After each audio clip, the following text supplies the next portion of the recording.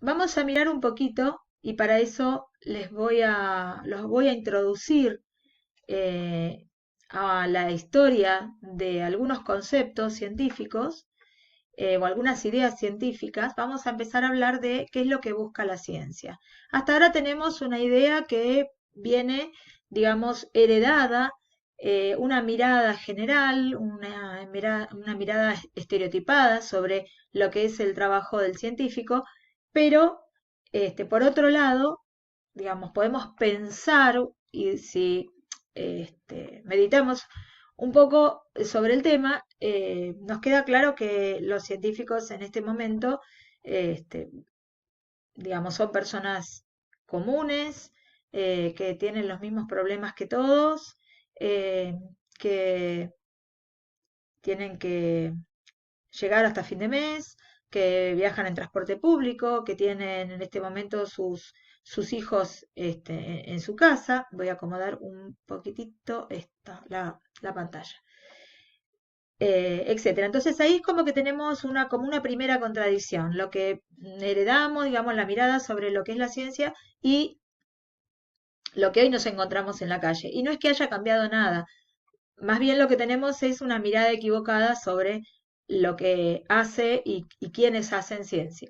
Bien, vamos a entrar entonces en la historia, vamos a hablar un poquito, por un ratito y así vamos ganando tiempo con relación a la próxima unidad, vamos a hablar de las ideas sobre el funcionamiento del universo que se tuvieron a lo largo de la historia. Yo acá les puse un gráfico que representa una línea de tiempo desde el siglo II antes de Cristo. La línea, la marquita azul es el cero, y, o sea que acá estaría ubicado el nacimiento de Cristo, y acá estaríamos más o menos, tendríamos el siglo quinto, siglo décimo, o sea, 1000 años, por acá andamos en el 1500 y por acá andaríamos en la actualidad, ¿no? En el 2000, en la actualidad.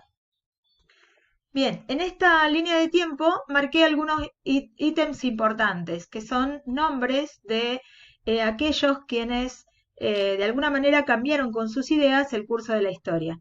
Tenemos en primer lugar a Aristóteles, ¿sí? Siglo III antes de Cristo. Acá tenemos en el siglo II después de Cristo a Ptolomeo y algunas palabras clave.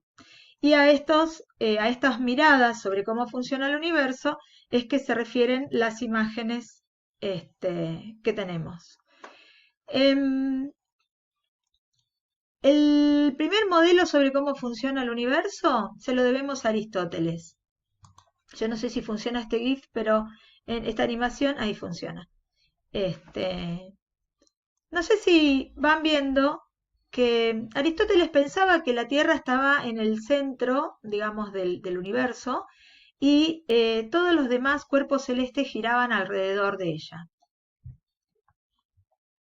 La idea del hombre como centro de la creación, como rey de la creación, la Tierra como centro del universo, es una idea que además tiene, fíjense, que tiene el aporte de lo intuitivo. Nosotros cuando miramos hacia los cielos, vemos que los que se mueven son los cuerpos celestes, ¿está bien? Aunque sepamos que la Tierra es la que se mueve alrededor del Sol en este momento, año 2000, eh, quiero decir, siglo XXI, año 2019, 2020, eh, digamos, intuitivamente lo que vemos es que se mueven los astros en el cielo. Y esa idea intuitiva fue como la primera idea que le sirvió al hombre para explicar cómo funcionaba el mundo. En el siglo II aparece un griego, Claudio Ptolomeo, ¿sí? Que considera que toma las ideas de Aristóteles y considera que la Tierra está en el centro del universo, pero empieza a hacer observaciones y ve que algunos planetas tenían una órbita un movimiento raro, que en cierto momento del año estos planetas o estos cuerpos celestes, vamos, todavía no hablamos de planetas, estos cuerpos celestes sufrían como un ida y vuelta, o cambiaban su brillo, digamos, la brillantez. Entonces, Claudio Ptolomeo, convencido de que el universo es a la manera de Aristóteles, eh, pone unas ecuaciones, ¿no? Se inventa unas ecuaciones y se inventa unas trayectorias. Entonces, la Tierra estaba en el centro del universo, el Sol giraba alrededor de ella, y más allá, por ejemplo, Júpiter giraba en unas órbitas que además rotaban alrededor de un punto, digamos, iba haciendo una especie de hélice el planeta a lo largo de la trayectoria que describía alrededor de la Tierra. ¿Está bien? Este sistema, el de Ptolomeo, se conoce con el nombre de el sistema de epiciclos y deferentes. ¿Sí? Epiciclo es la curva grande, la deferente es la curva esta que va describiendo el planeta de tipo helicoidal. Bien, llegamos al siglo XV. En el siglo XV, acá ¿por qué puse una iglesia? Estamos, fíjense, acá era, dijimos el 0, acá era el 2, por acá estará el 5000, por acá estará el 10.000, el 1000, perdón, el año 500, acá andará el 1000, ¿no? Esta es la Edad Media. Por eso puse acá esta silueta de la iglesia, porque en la Edad Media el poderío lo tenía la iglesia. El poderío lo tenía la iglesia, el poderío económico y social lo tenía la iglesia, y su interpretación del universo coincidía con la de Aristóteles y Ptolomeo. La Tierra en el centro del universo, el hombre como rey de la creación y amo y señor sobre el resto de las especies.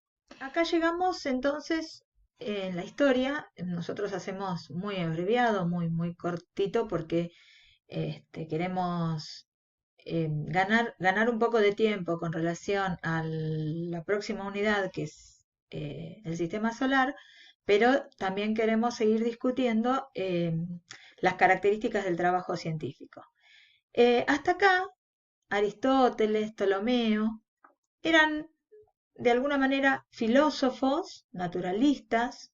eh, Antes no teníamos las ramas de la ciencia que conocemos ahora, ¿no es cierto? Tenía la humanidad, tenía filósofos, o tenía después naturalistas, ¿sí? En época de Darwin, en 1800, eran naturalistas. Antes eran los filósofos los que se inclinaron a averiguar, digamos, y se hicieron la pregunta de cómo funciona el mundo natural.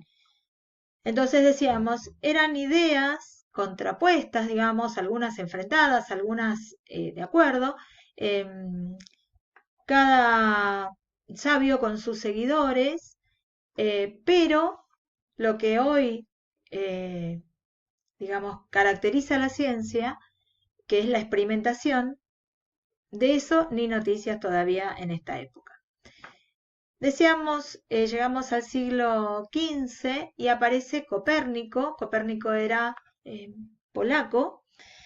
Ustedes tienen en la internet, tienen la posibilidad, la enormísima posibilidad de presentarnos a estas personalidades, ¿no? Y mostrarnos, digamos, todo el contexto histórico en el que se desarrolló su actividad. Copérnico pasó 25 años de su vida este, haciendo observaciones, y él suponía o pensaba, mejor dicho, que en el centro del universo no estaba la Tierra, como decían Aristóteles y Ptolomeo, sino que estaba el Sol. Todo esto basado en sus observaciones. Entonces es el primero, en el siglo XV, que propone el heliocentrismo. Fíjense, esta idea, hago un paréntesis, esta idea, qué poderosa es la idea o lo intuitivo de decir, eh, el sol sale y se pone, la luna salió, se mueven los astros, se mueven, pero la Tierra está quieta. Qué fuerte es esta idea que perduró todos estos siglos, ¿no es cierto? Desde el siglo III antes de Cristo hasta el siglo XV, 18 siglos, ¿está bien? En comparación, bueno, esto no está a demasiado escala, pero en comparación, el sistema, la idea del heliocentrismo, ¿sí? Sistema solar con el Sol en el centro, es bastante novedosa, digamos, es bastante joven, vamos a decir, ¿no es cierto? Entonces, decíamos, Copérnico pensaba que el heliocentrismo era la forma de explicar estos movimientos de los planetas o de los astros, digamos, en el cielo. Acá empezaban a aparecer las observaciones y empezaba también a haber comunicación entre distintas personalidades, ¿sí? Los que eran contemporáneos tenían la posibilidad, yo ahora no me acuerdo cuándo, pero me parece que para el alrededor del año 1200 se inventa la imprenta, de manera que acá ya teníamos la posibilidad de pasar la palabra escrita de unos a otros, ¿no es cierto?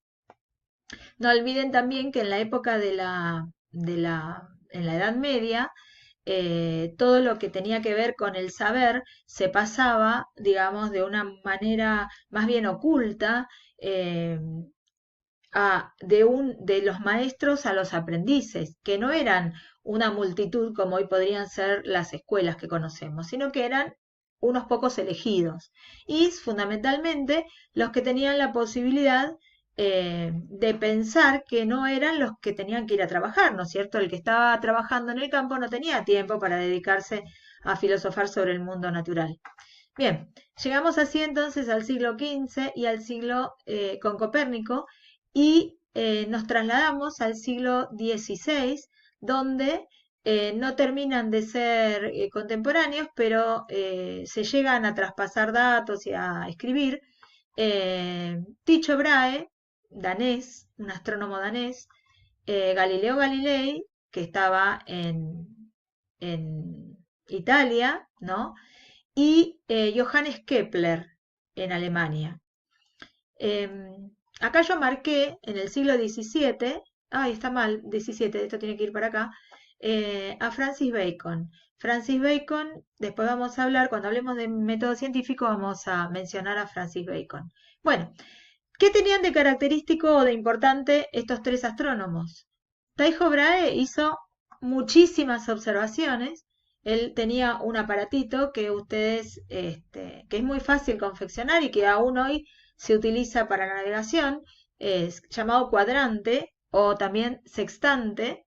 Es un aparatito que es como un cuarto de círculo con una plomada. Esta plomada me marca la línea vertical y si alineo estas dos especies de mirillas con el astro, con el que quiero estudiar, digamos, en esta posición sería, eh, puedo medir los grados que se levanta sobre el horizonte ese astro.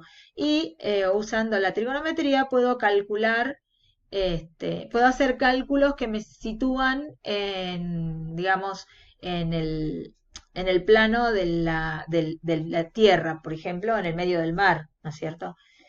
Eh, el logro entonces de Tycho Brahe fue a sumar una cantidad enorme. Ah, bueno, él como dato anecdótico tenía un cuadrante, ustedes acá ven que entra, digamos, en las manos del observador, pero él tenía un cuadrante que medía algo así como 6 metros, o sea, era enorme, estaba emplazado en una habitación en el observatorio y él ganaba precisión con esto. Entonces Tycho Brahe se dedicó muchísimos años a hacer observaciones y acumuló una cantidad enorme de observaciones. Observaciones que después le permitieron a Johannes Kepler, que fue un matemático genial, este, inventar, desarrollar las tres leyes astronómicas que hasta nuestros días guían los cálculos, digamos, astronómicos. Y la contribución de Galileo Galilei fue también un militar, astrónomo, eh, consejero de la corte de los Medici, ¿no? En Italia, profesor de la universidad de una de las más viejas universidades en Italia. eh, y Galileo lo que hizo fue estaba súper convencido, requete contra convencido, de que el modelo de Copérnico era el modelo correcto. Él hizo un montón de observaciones, Se carteaba con mucha gente y como era una especie de consejero militar de los Medici, y en ese momento su función como, digamos, calculista militar era muy importante, por lo tanto, él cayó en sus manos un aparatito que fue lo que hoy conocemos como telescopio, eh, proveniente de Holanda, con el que podían acercar las cosas lejanas. Entonces, Galileo enfocó su telescopio y armó nuevos telescopios, puliendo las lentes, etcétera, que eran más potentes que el primero que había probado. Entonces, él pudo hacer observaciones, estos son dibujos hechos por Galileo Galilei, de las fases de la Luna, por ejemplo, que se conservan hasta el día de hoy. Bien, el, a ver, vamos a... Bien, decíamos las leyes de Kepler, las tres leyes de la astronomía, dicen que las órbitas de los planetas son elípticas, el Sol está en uno de los focos de la elipse, que son los dos puntos importantes, así como los círculos tienen un centro, las elipses tienen dos puntos importantes que son los focos. Y además, Kepler, usando, ya les digo, todas estas cantidades enormes de datos que había obtenido de Tycho Brahe, eh, la tercera ley dice que los planetas recorren áreas iguales en tiempos iguales. No importa el enunciado de las leyes. Lo que sí me importa es que ustedes recuerden que estas ideas primeras, lentamente, fíjense a lo largo de cuánto tiempo, fueron desplazadas, ¿no es cierto? Porque no podían explicar ciertos fenómenos observados. ¿Está bien?